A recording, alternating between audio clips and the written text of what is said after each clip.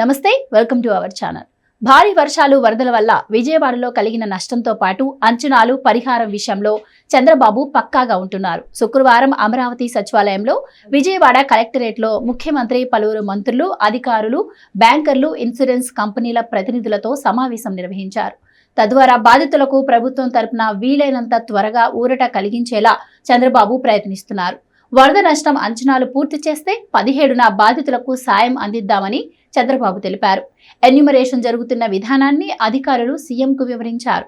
ఎన్యూమరేషన్లో reverification జరిపి ప్రతి బాధితుడికి జరిగిన నష్టాన్ని సేకరిస్తున్నామని తెలిపారు.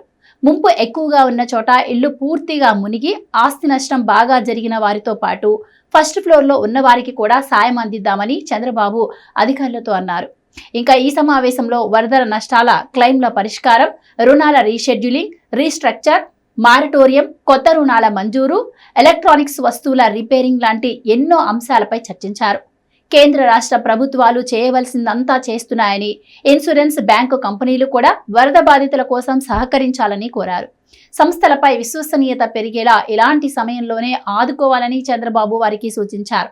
ఇప్పటి నుంచి 7 రోజుల్లో క్లెయిమ్లు పరిష్కరించాలని చంద్రబాబు వారిని కోరారు.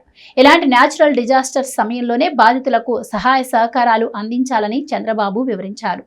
వరద కారణంగా వస్తువులన్నీ పాడైపోయిన ఫస్ట్ ఫ్లోర్ వారికి, తర్వాత సెకండ్ ఫ్లోర్ నుంచి ఆ పైన ఉన్న వారికి కూడా కొంత మొత్తం ఇద్దామని చంద్రబాబు తెలిపారు. దెబ్బతిన్న బైక్లు, స్కూటీలకు కూడా పరిహారం ఇద్దామని అన్నారు.